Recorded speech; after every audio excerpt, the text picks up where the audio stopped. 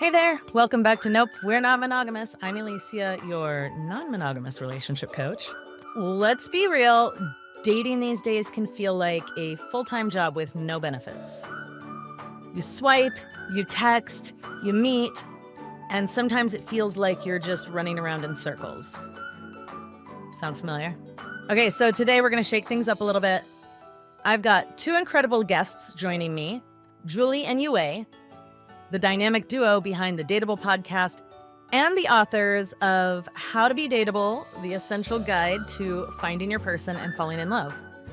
These two are absolute pros when it comes to unpacking the insane world of modern dating. And trust me, they don't hold back. So stick around so that you can hear why people say non-monogamous dating leads to better sex. We'll also talk about why defining your own relationship rules, DIYing your relationships, is the key to relationship happiness. And if you've been struggling with dating app burnout, we've got you covered with strategies to get your mojo back, to get the spark back, to not feel so burnt out about it. Plus, Julie and Yue are going to share their secrets behind the 24-hour rule, why understanding your dating archetype is a game changer, and what it really means to connect with someone authentically. So if you're navigating monogamy, non-monogamy, or just trying to figure out where you stand in the dating world, this episode is going to give you some insight. Let's go. So I want to welcome you guys to Nope, We're Not Monogamous. I really appreciate you coming on. And I have not read your book front to back, but I have skimmed it thoroughly. And I'm so freaking impressed. Oh, thank you. Yeah, it's good. It's really, really good. Thank you. That means so much. I mean, you guys already know that, though. I know, but we like hearing it. I know. It's like you think your kid is cute, but it doesn't mean everybody else thinks your kid is cute. You're like, is it just me? I know we talk about the validation trap in our book, but we do want validation, so we're good with it. Yeah. We'll take all the validation right now, especially from you. Okay, so real quick, will you tell the listeners just real quick who you are? Yeah. How would you introduce yourself? All right. I'm Yue, co-host of Dateable podcast and co-author of How to Be Dateable. And Julie will be soon. And the two of us met about a decade ago, and we became fast friends, and we couldn't stop talking about dating. And so we decided to make a podcast about it, and we just never stopped. Yeah. And I'm Julie Krafchick, co-host and co-author. And yeah, Dateable, it started off as a way for us to understand dating because we were both confused. We were like, why doesn't anything seem to fall into place? Like, why aren't we like living and having the love lives we always wanted? And why are we so caught up in dating dynamics? And it really took 10 years of piecing it together to realize that like, you don't actually have to be good at dating the way we're told we're supposed to be. Yeah. Amazing. I love it. It's, most of the people listening to this show are non-monogamous or are moving from monogamy to non-monogamy. The thing that I think people find surprising a lot is that dating doesn't change. All the BS that you get in dating when you're like looking for one partner, same thing happens if you're looking for multiple partners or even just like looking to hook up. Like you have to deal with all the same dating issues. I mean, it kind of makes sense. Yeah. And it's just about what tools you implement. And I think in non-monogamous dating, you implement a lot more of the communication tools because you have to be very clear and you have to be very intentional. But in traditional monogamous dating, it feels like people just kind of assume people like know what the lay of the land is and make all these assumptions. And that's why we get into so much confusion because we just don't communicate clearly. Yeah.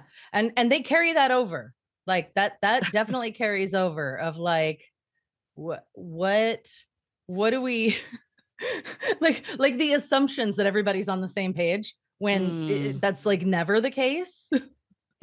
Yeah, I mean, it's interesting too, because like we have friends that are dating people that are in relationships, like they're kind of the third coming in, or like the single person, I guess, in this dynamic.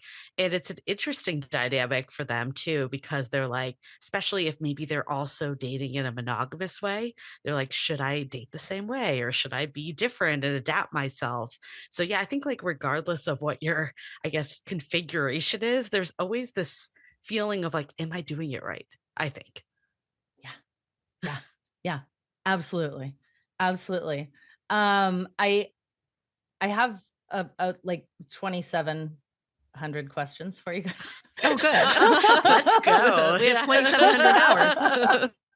um, and I just because that's kind of what we're talking about. I'm curious, if you what what is the most universal like piece of advice that you have gathered from your research that applies to both like monogamous and non-monogamous dating and relationships?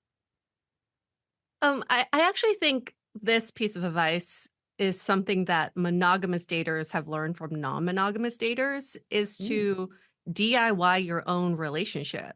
Yeah.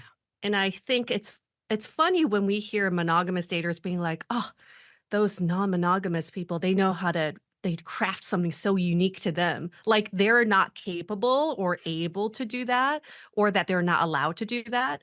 But then we look at them, we're like, okay, there's so many different ways of doing a relationship. We've heard of couples who are together but live apart and they choose to do that intentionally. We've heard of people who are intentionally long distance, or people who have just all kinds of different ways of carrying out their relationship in a way that works for them.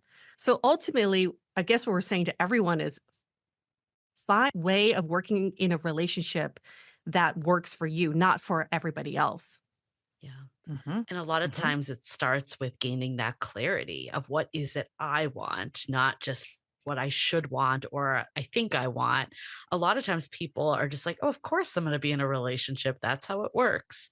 But we encourage people, we actually have this whole exercise in our book that's called defining your dating North Star.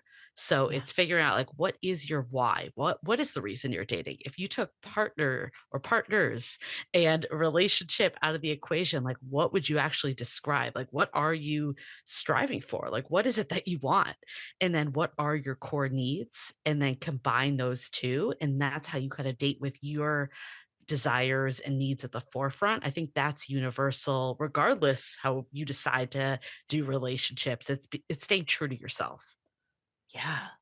Yeah. I think that's one of my I'm like going through the book, and that was a thing that really hit me is we have very similar ideas here. I always tell people, Mhm. like, what is your North Star? Like, Yeah.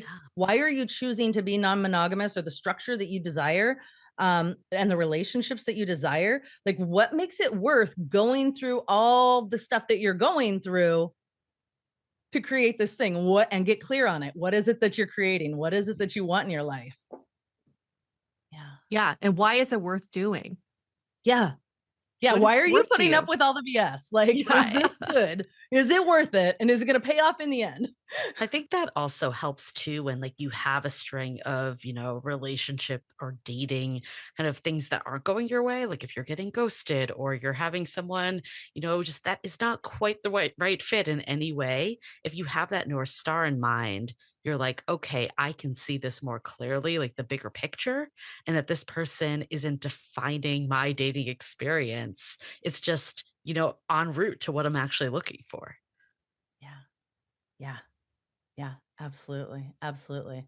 I think a lot of people get really stuck on what they think relationships should look like. And so I wonder what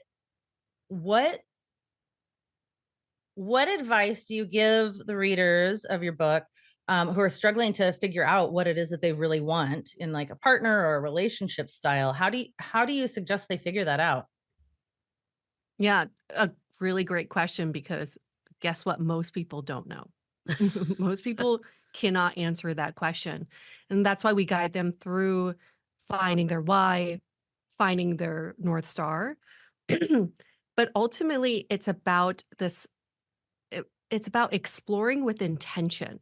So we find a lot of daters date with emotions at the forefront, and they're very binary. So it's like, oh, if monogamy is not working out for me, I'm going to try full on non-monogamy.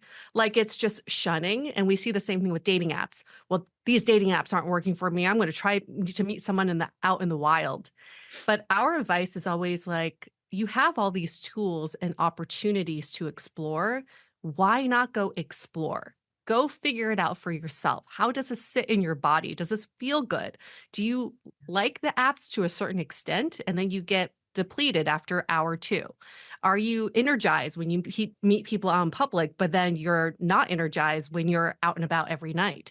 It's just about how to be more in tune with yourself and then knowing how to invest your time and energy appropriately to all the things that bring you joy and energy. We had a friend actually that I'm thinking about that was also a guest on our podcast. And, the first episode we did with her on our podcast was just how frustrated she was with dating. And she was a hetero dater at that point and, monogamous dater. And she's like, I'm just so frustrated by men out there. So then she actually changed the apps and started dating women. And she had a relationship with a woman and it got really serious to the fact they were moving in, and she ultimately decided, and actually before even this relationship she dated a couple. She was just like exploring, she was doing it. And ultimately she actually decided that she is indeed monogamous. She's now back to being in a hetero relationship with a man. But I love it because she learned. Like she didn't just Yeah. assume that's how it is. She tested all the things and she, had great experiences, even if those ultimately weren't where she went. But the idea that you can be like, okay, now I know. It's not just I'm falling into this because it's a default. Yeah. Yeah. I love that. I feel like people kind of have this like light switch. Like I'm monogamous or I'm non-monogamous, or I'm straight or I'm not. Like everything has to be a yes or a no. And then once I make it like any change, now that has to be the thing that I stick with for the rest of my life. Right. When really like you get to change your mind at any freaking time. Yeah. Another hack too for people, if they want to figure out like, what is it that I really need?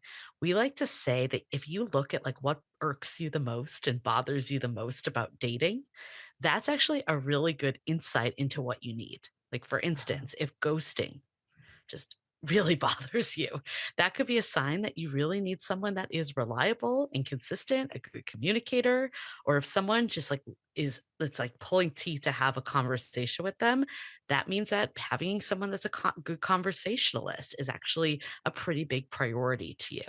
So I think that's a good way to start if you're just like, I don't know what I even need. I don't know what I want.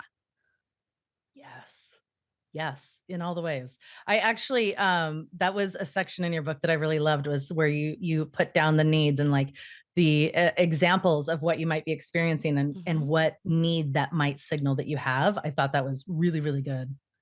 Yeah.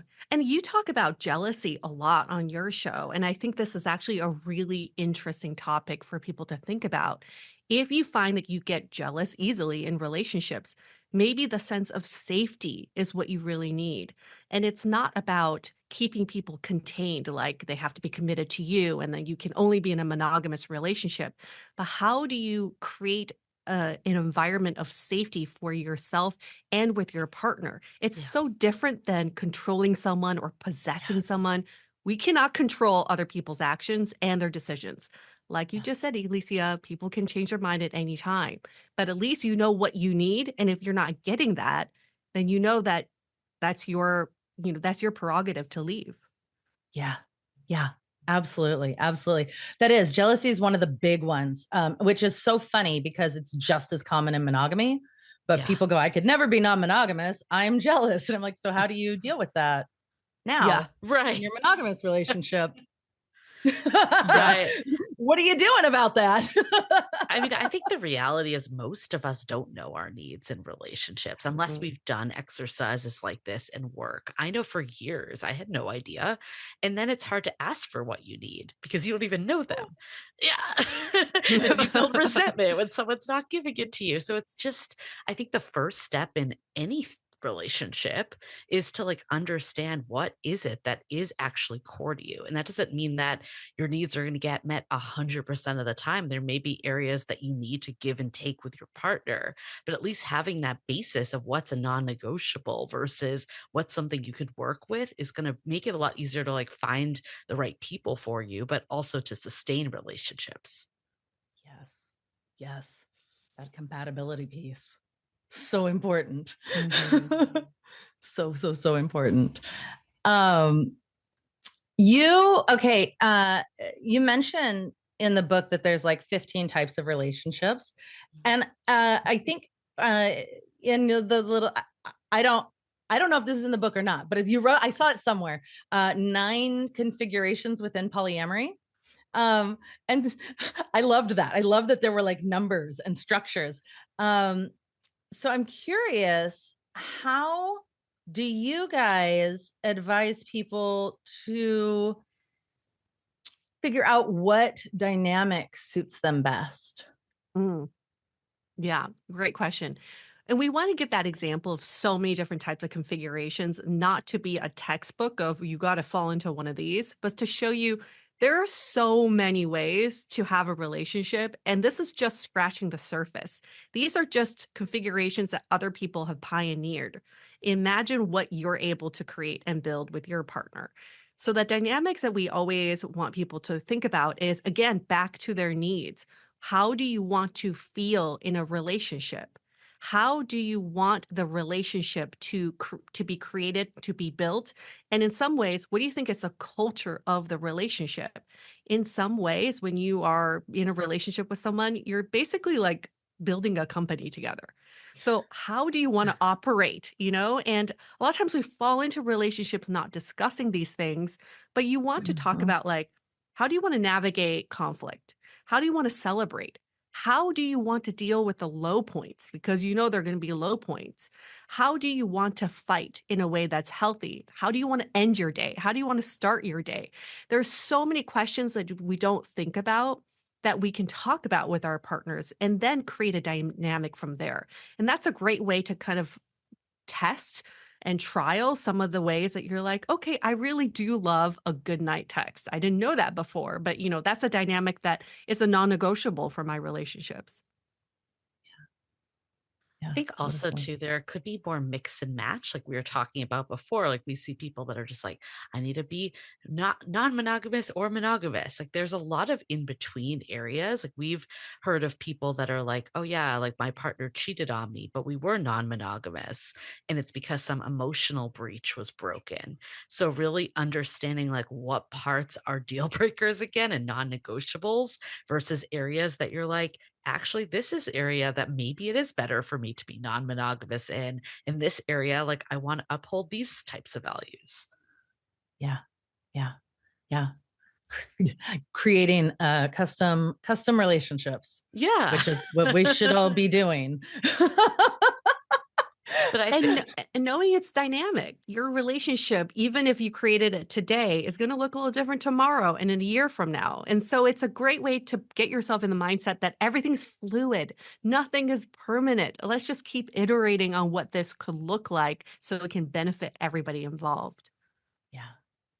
It's interesting because like when Yue and I knew each other in San Francisco, where there's a huge non-monogamy scene, like we went to sex parties that we covered on our podcast. And I remember you saying like, there's so much freedom in this that I don't feel like I need to be confined to doing relationships in the way I thought.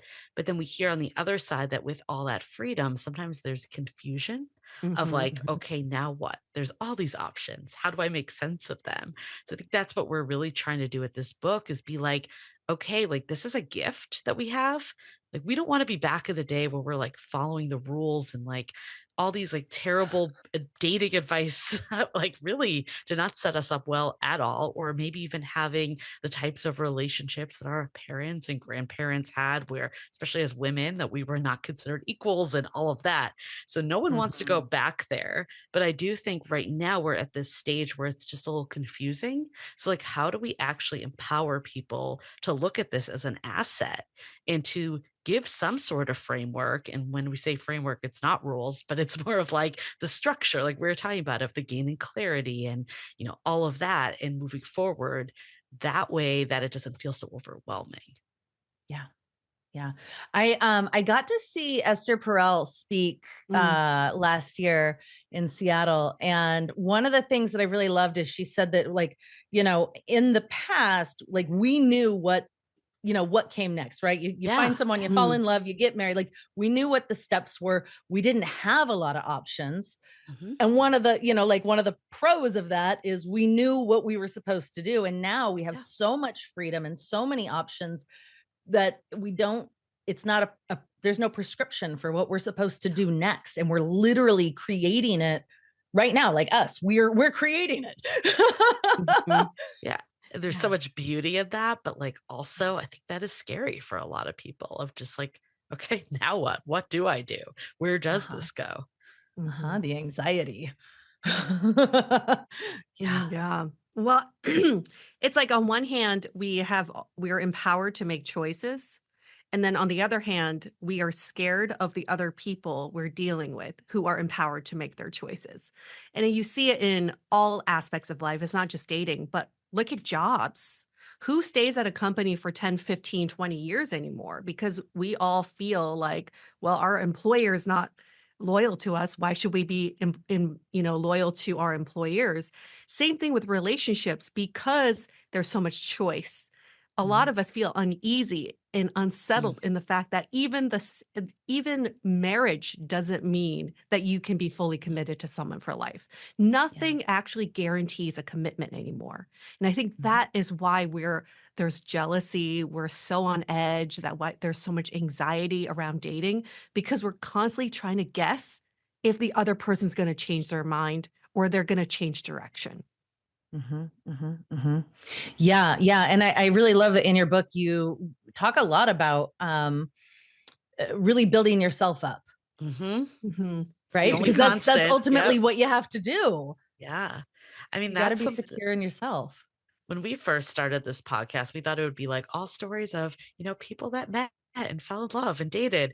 And the more and more we did it, we were like, actually, it's about the relationship with yourself and how you come. Because also, too, what we were talking about earlier, like if you don't know your needs and you're not coming with the mentality of like, of course, you're going to like be a partner to people you meet. Don't get me wrong. But you're also like, I need to do what's best for me and not just like wait by the phone or do something like that isn't authentic to who I am. Yeah, absolutely. Could you share one of the more like inspiring or unexpected success stories that you have heard from daters who used the the principles in your book? Yeah, we have a few. So there's one guy that I'm thinking of, Julie. And he was, we love this example because this guy is so likable. From the instant we met him, we're like, this guy is so likable, but he just could not get past second or third dates. He had no problems getting matches. He had no problems getting first dates, but women were just not connecting with him. And we would get on these calls with him and we're like, what could it be? There's just something like, even Julie and I felt like we're not really getting to know you. And this one time, a friend came on the Zoom call with us. And so, he was talking to us and the friend popped in the background. And he became this totally different person, like so relaxed and funny and just throwing out all these inside jokes. And we're like, where has this guy been? And it goes back to this principle of like authenticity. And we talk about authenticity as it's related to vulnerability in our book. But how do we look at these as not buzzwords, but also something that just you embody? How do you embody the person that you are with your friends as you are on your dates? So this is what really inspired our showing up chapter, is your date actually starts before you even get on that date. It's the energy, the personality you're bringing, who you're willing to reveal to the person you're dating. And a lot of times we bring our date selves, we bring this performative circus with us. And that's what he was doing with these calls with us. He thought he had to be a certain way. But guess Mhm. what? If you're a certain way, you're going to attract a certain person. And then eventually you're going to have to reveal your authentic self anyway. And that's when that person may bounce. So might as well scare away the wrong people right away so that you're only attracting the right people into your universe. Yes. Yes, 100%. I'm so glad you asked this question too, because this actually was a huge basis for our book because we've been doing this podcast now for a decade. We've talked to thousands of daters in our like communities through, Facebook groups and Instagram. And we had like a private community for a while over the pandemic. So we really got to know certain daters and we were able to see ones that really, fell into this like dating is the worst. It's terrible, there's no good people out there, like that whole like negative spiral. And then we saw another subset that was really using dating as a way to grow and to, figure out what it was that like almost the training wheels for a relationship too, and Yeah. to really get a lot of value out of dating and saw it as an enjoyable experience. And we were like, what is the difference between these two groups? And we also reflected on our lives. And we were both once in that period of just like confusion and, just like, why are we doing this? Is this Mhm. worth it? All of that. And then how did we get out? So, like, seeing that dichotomy was really important. I think the big theme was dating with your needs at the forefront and then also like looking at it as a growth opportunity and not getting so attached to the outcome of every single date and how you want things to be, but using it to be like, okay, I'm going to explore, I'm going to learn what works and what doesn't. And you could have an intention and what you want to get out of dating and your relationships, but it's okay if not every person fits that intention too. Like it's not being attached to the outcome while staying intentional. Yes. Yes. I love that. That's so good. That's so good. I have a coaching client who um, is dating, doing lots of dating, non-monogamously, but like figuring out how to one connect with people that she enjoy Mhm. going on dates, not get like caught up in that Yeah. like attachment wound anxiety spiral that can happen of like, oh, they didn't text me back or they ghosted, like all of the drama that can Yes. happen. And like, okay, how do I, and it's really cool to watch the like personal growth of I turned down this guy because of this and I went on a date with this lady and I, Mhm. like here's all the pros, here's all the cons, and like watching that growth is, I love it so much. Yeah. Well, those are data points, and we don't Yeah. do that for our own love lives. We don't take data of what's working for me and what's not working for me. And that's why in our book, we have this framework that helps you collect these data points to inform the decisions that you make. And a lot of times, these data points come from the people you go on dates with. That's why we Yeah. got to go on dates to Yep. get that feedback for ourselves too, but also use that opportunity to relate to all kinds of different people so you know what works for you. Yeah, absolutely. Absolutely. I know it's so fun because I was married for 13 years monogamously and then I got divorced and I was like, well, I'm just going to be a big old slut because I don't want to get married again. Uh, and then I fell in love a few months later and was not monogamous again, but went through all of that. But I learned so many things about myself, right? Like, oh, I actually really only want to be engaging with people that I have good text conversations with because I don't have the Mm, bandwidth for multiple, like lots of in-person dates because I had little kids at the time.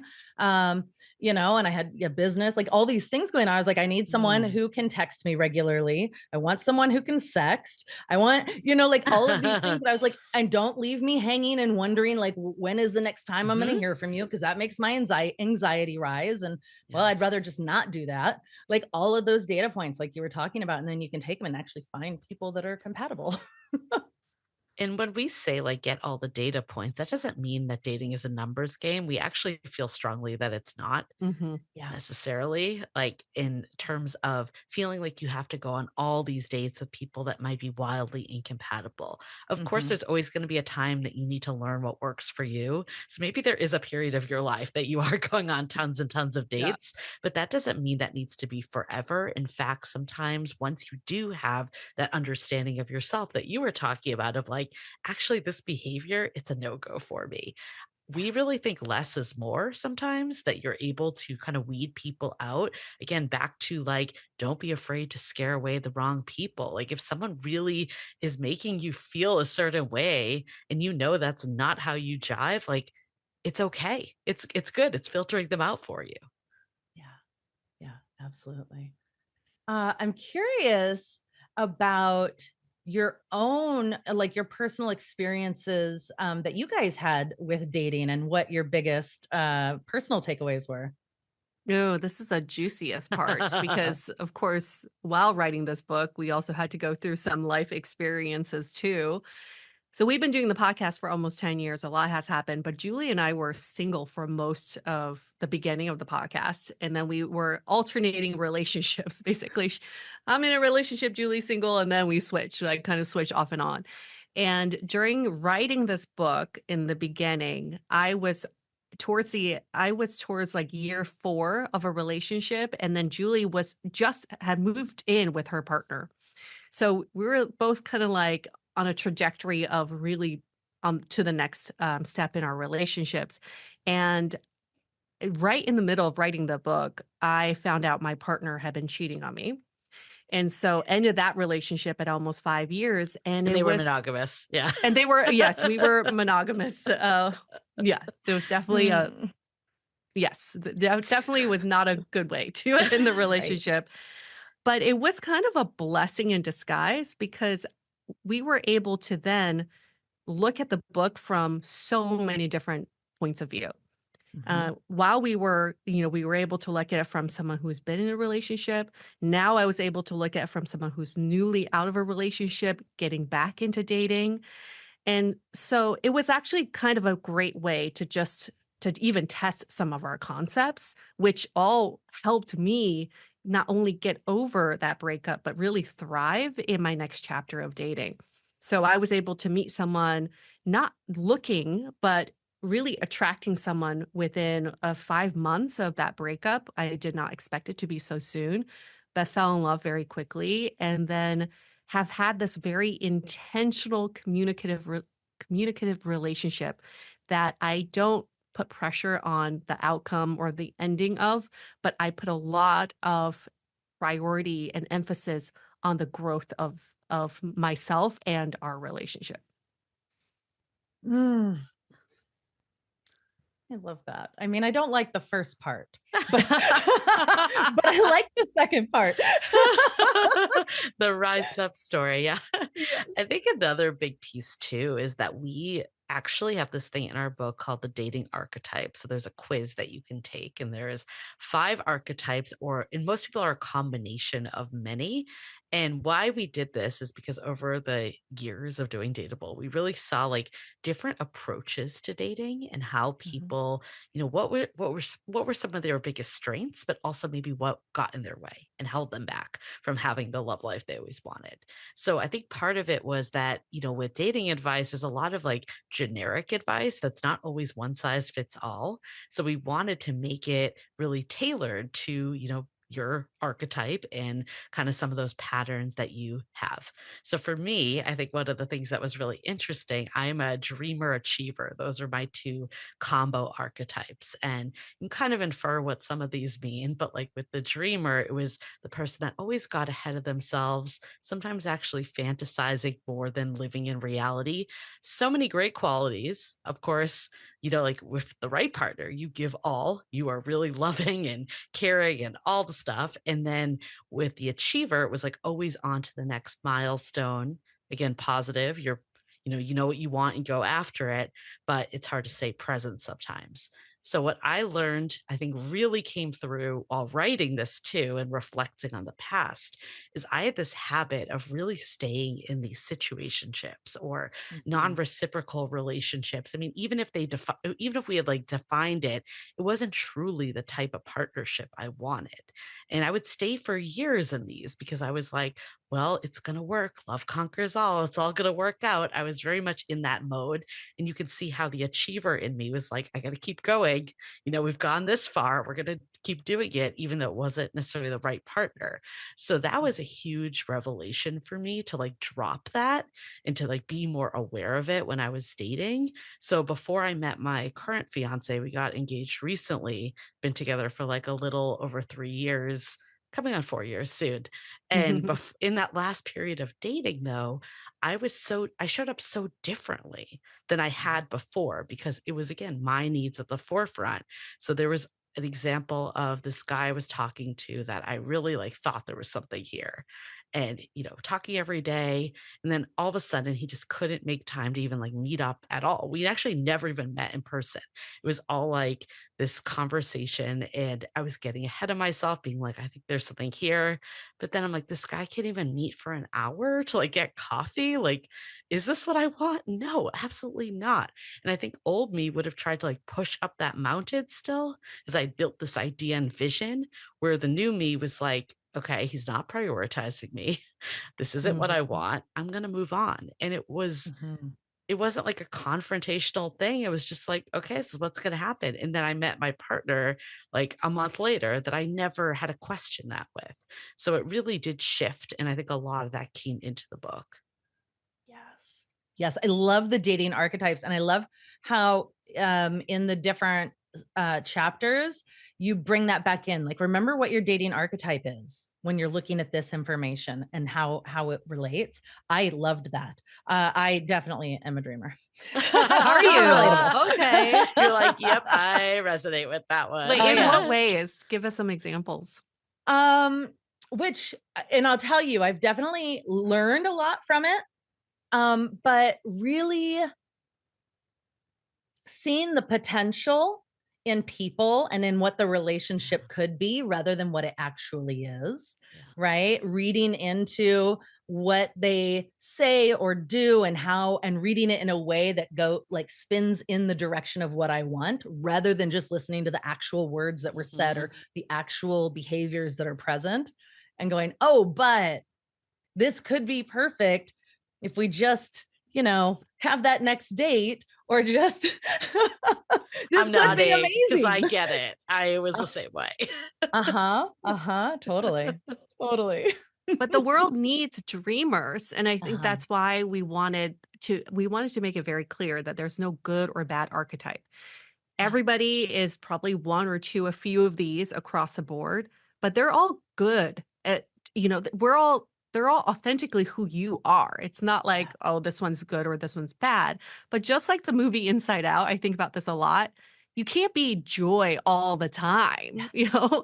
And just like a dreamer, being dreamer all the time does make you come across obstacles that may be standing in your way. And then it's good Mhm. for us to shed some light on what those obstacles could be.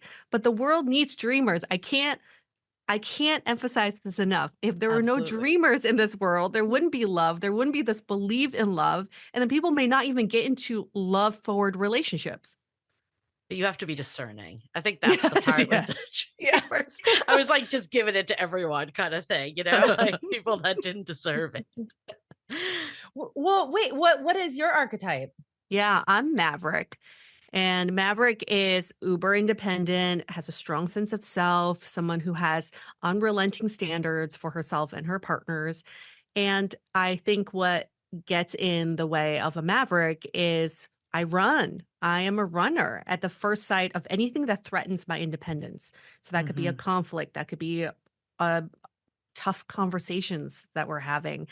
And for years, I ran away from people without getting deeper with them. I didn't want to show my authentic, kind of vulnerable, weaker self, quote Mhm. unquote, right?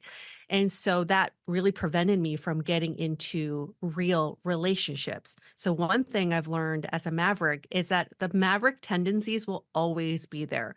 I will always have this wanting to run. But now my question is always a pause of where are you running to? Where's the direction you're running to? Are you running away from your partner or running towards your partner? So you can still run, but I think it's just now changing the direction. Yeah. Yeah. But Yeah. that also is why it's important to like look at your archetype and think about your behavior too, because I think the dreamer and maverick, I mean, they're also different in different ways, but like for the maverick, sometimes being with that we attitude is difficult. It's more about me mentality. But for the dreamer, you're almost like rushing the we.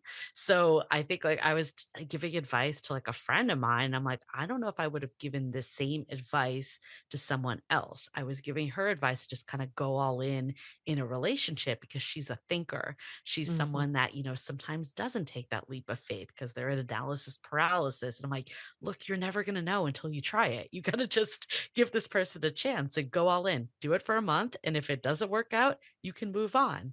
And I think the advice changes based on how you're showing up and your like way of doing things. So we never love to give people hard, fast rules and advice anywhere, but it's more of like, how do you look at it through this lens in this framework we've provided?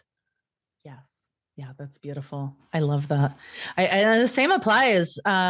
People will come to me with questions about non-monogamy, opening their relationships, the choices that they should make. And I'm like, God, there's no one right way or one right answer. Like there's so many factors and so much nuance. Like, tell me more. Right. It's like what works for me might not work for you because we're not wired the same way. Yeah. Yeah, totally. Totally. Amazing. Excuse me. I'm curious if you guys have any predictions for dating trends or shifts over the next decade. Oh, I love it. Oh, wow. Next decade.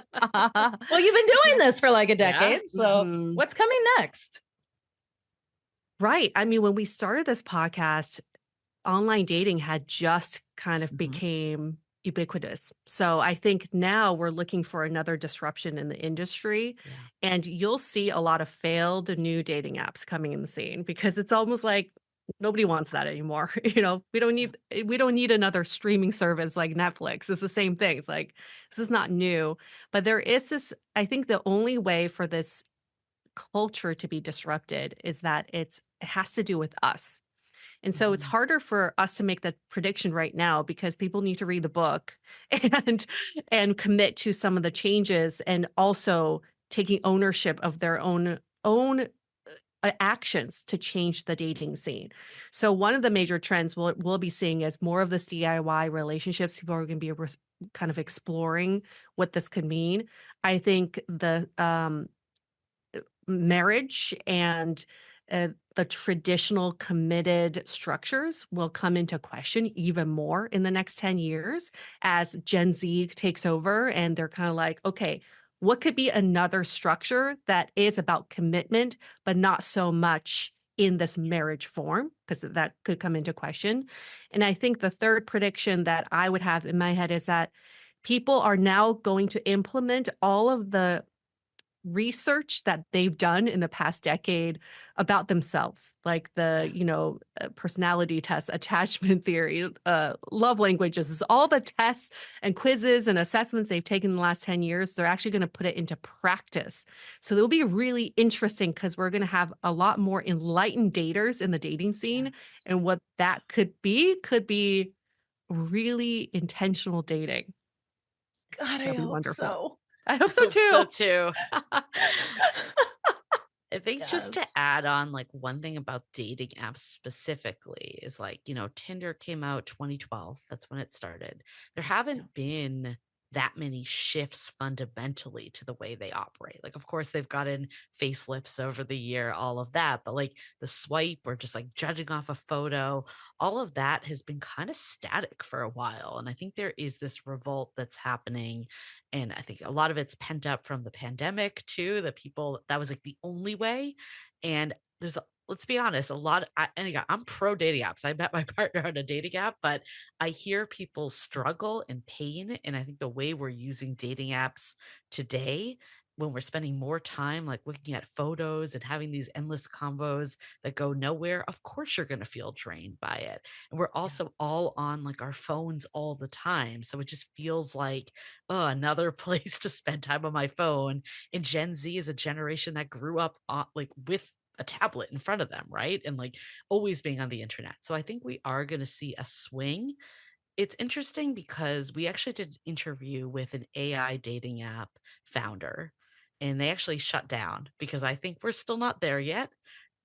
I think it's going there, but one of his like the basis of his app was to cut out all of that like middle conversation that's kind of painful. So it would basically like your AI bot and their AI bot would be talking and like having that back and forth.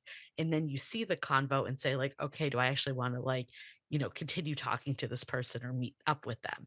And I really think in theory, it's a super interesting idea because it's helping with efficiency, which is what AI is doing in a lot of other places as well. I'm just not there sure if we're there yet. Like as a Mm. society, I do think in the next couple of years, though, that's going to grow exponentially and it will really shake up technology. Because I personally think it would be a shame if we just like lost technology completely Yeah. from dating. Because I was definitely grew up in the era of UA too, both of us. Like we would be going out all the time, trying to meet people. And it was hard to like do that, like it's Mhm. draining to always be on and to go out all the time. It's not to say you shouldn't be going out into the world. I think we've gone like swung too far the other way. But I Yeah. think dating apps were like a relief. I was like, oh, I can like meet people sitting at home and I don't always have to be on or find someone to go out with. So I wouldn't want to take technology out, but I do think it needs to shift dramatically and it will in the next 10 years. Yeah. Yeah. Yeah. I agree. I actually work with an AI powered love coaching app Okay. called Mm. Elixir that Oh, cool. originally started out as we were going to be a dating app. And we were like, nope, we don't need another dating app. We need more tools for people to figure out what's going to work for them and how to Yes. be really solid in themselves and then take that into meeting people. I mean, that's another trend that we are seeing too. It's interesting that I want to Yeah. check out that app. That sounds Uh-huh. super cool. But we're seeing a lot of like community-based dating too, where Yes. people are, learning those relational skills more. Because I think like when you think about it, like the one thing you don't need in a relationship is a dating profile, yet we put so much emphasis on that end of dating. And I think we need to swing back to like what are those core relational skills. And that's why we're so frustrated right now, is we're just funneling our attention into all the wrong things. Yeah. Yeah. Absolutely. Absolutely. 100%. And I think that goes for even like whether you're like looking for a life partner or you're looking for someone to hook up with, like Mhm. Yeah. you like still like who are you at your core, leading with like what are Yes. you looking for and are we compatible, and being able to have conversations around that rather than, I don't know, trying to like peek around the corner of what the other person put on their profile, but there's really something else behind it and trying to figure it out. That's the thing, is what people say and what's actually authentic is never accurate either. Yeah. Like people tell you what they think you want to hear, what feel like sounds like right. Yeah. Yeah, Yeah. and maybe we'll be more clear about dating in general, the dating stage, because that's kind of what we're missing right now. We're reading people's minds. So Yeah. what I find fascinating is hierarchical polyamory, where you're a primary or not Yeah. in someone's relationship. And Yeah. in fact, if you think about it, that is exactly how monogamous dating works too. You just don't know Uh-huh. if you're the primary or not. You're constantly guessing. Am I the Yep. primary for this person? You don't even know if you're the primary in your own life yet. So I think it's kind of like maybe we just peel back all the mystery around that, and we maybe there's some way for us to be like, okay, I like you. We are dating, but there is someone else that I'm prioritizing over you. And I'm just trying to figure things out. But that's my primary right now. Can you imagine monogamous dating? And like that. I think that would be amazing. More communication. Be real here. Yeah. Oh, amazing. Okay, is there anything that I haven't asked you that you want to share? The only thing I can think of, and the reason why we didn't touch upon this is that I'm not sure if it's totally dire for your audience, but we talk about the love crisis, and which is if we keep going with modern dating the way it is, there are a lot of people tapping out. I mean, giving up on Mhm. love. I mean, Pew Research has come out with this research that said, over 50% of single Americans are actually giving up on love and giving up on dating. Mhm. I say I don't think this really applies to your audience specifically because your audience is looking to participate in dating, just different types of dating. So thank goodness. Thank you all for participating. Mhm.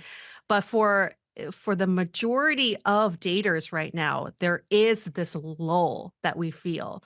So what Yeah. we're hoping with this book is to show people that we don't need to fall to this love crisis. We can all rise above and really prioritize love with us at the forefront. Yes. Yeah. Yeah. That's beautiful. I love that. You know, actually, it's really fascinating. I talk to a lot of people who identify as relationship anarchists, Mm. and a lot of that is um, uh, creating relationships, regardless of if they're romantic or sexual, if there's love involved, whatever, but creating relationships that work for the people in the relationships. Yeah. And that might mean, platonic partners, living with your best friend and raising your kids together, or, and then having other people that you date outside the house. There's so many different ways. And that's one of the things I love about non-monogamy is just kind of this like, this same idea, like you can DIY, you can create relationships that work for the people in them, without having to without having to follow a certain pathway. Yeah. Yeah. Yeah. No, I mean, that's definitely, I think the biggest takeaway is like you Yeah. design your love life. It's you co-create with whoever is involved in it. I agree. I love hearing the stories of like two best friends that bought a house together and co-raising their kids. And it's like, that's amazing if that is truly what you want and want to do. But if it's staying true to yourself ultimately at the end, whatever path you go down. Absolutely. Absolutely. Um, how can people find you and your book? Yeah.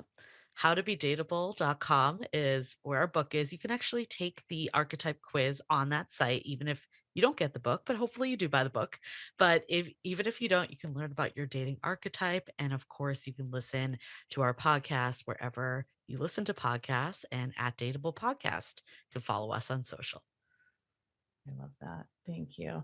Of course, I'll put the links in the show notes. I have one more question for you, and it doesn't go on the main episode. It's for our Patreon supporters at Great. patreon.com/notmonogamous. It's called Just the Tip. And it's what is a favorite or best sex tip that you would give the listeners? Mm. Oh.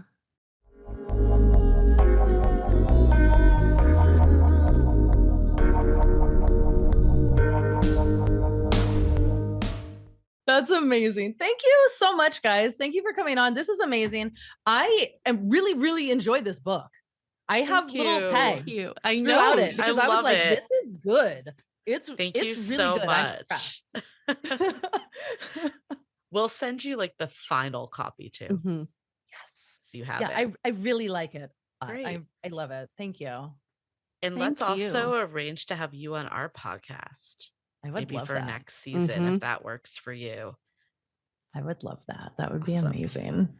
Cool. We'll Do reach it. out on topics and stuff and get that going. Okay, did you hear Yue's top sex tip? How about Julie's? They might just change the way you approach intimacy entirely. Maybe. So if you didn't catch it, head over to patreon.com/notmonogamous and become one of our friends with benefits or lovers so that you can get all of the juicy tips. Bye.